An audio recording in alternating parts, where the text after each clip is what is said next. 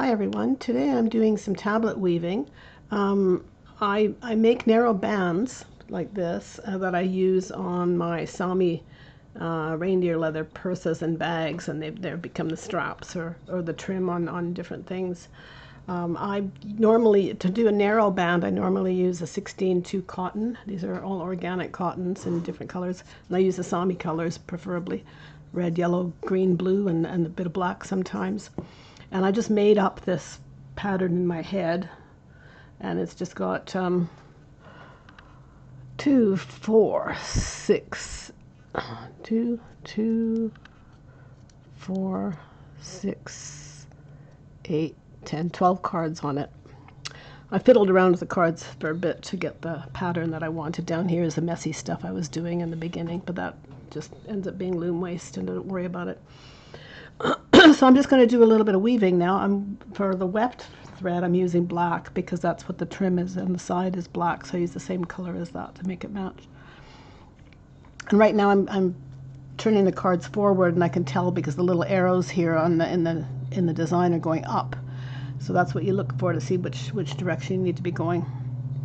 So I've done this run, so I'm going to move the cards forward one, and I thread this through the space that's left there, pull that down, turn the card again, and then push this into place, and then I come back in the other direction, turn the card again, beat down to firm it in, and then push this there, the next thread through.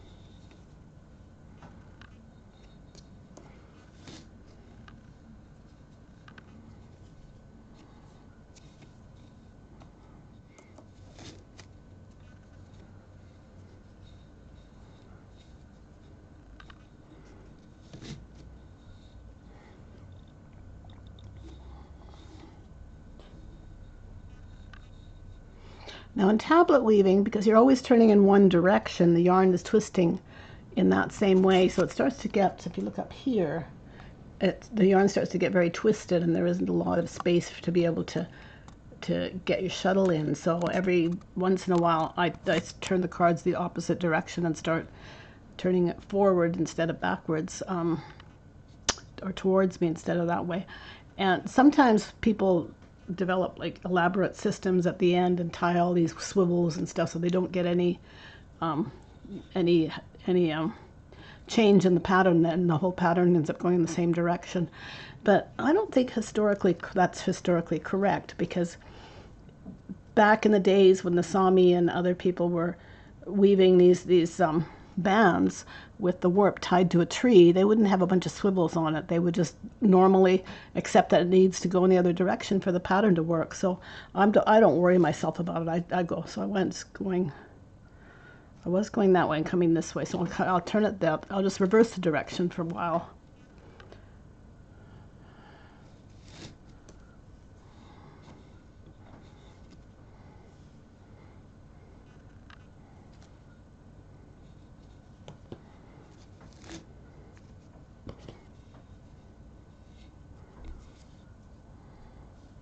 And you see here that the pattern jumps and starts going the other way.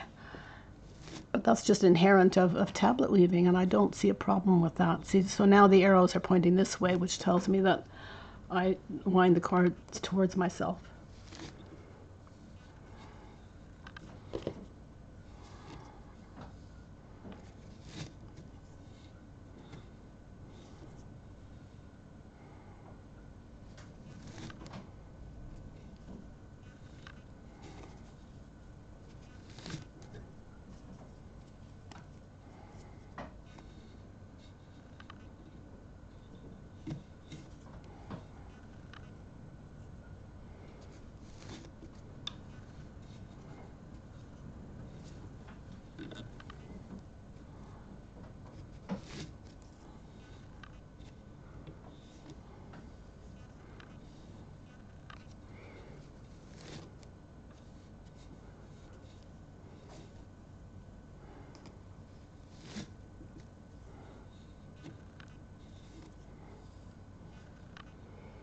Okay, at this point I start to run out of space, so I have to advance the warp. So I loosen the tension on this and give this a bit of a pull.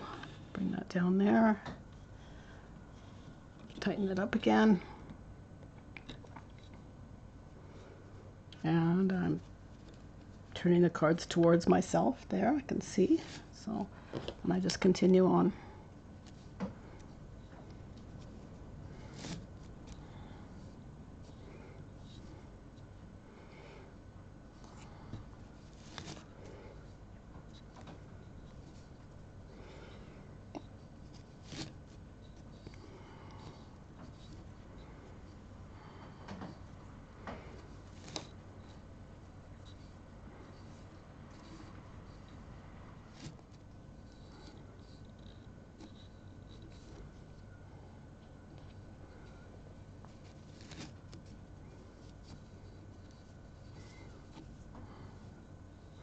Okay, it's starting to get all tight here again, so I'm going to change direction at this point. So I was going towards me, now I'm going to go away from me and keep going.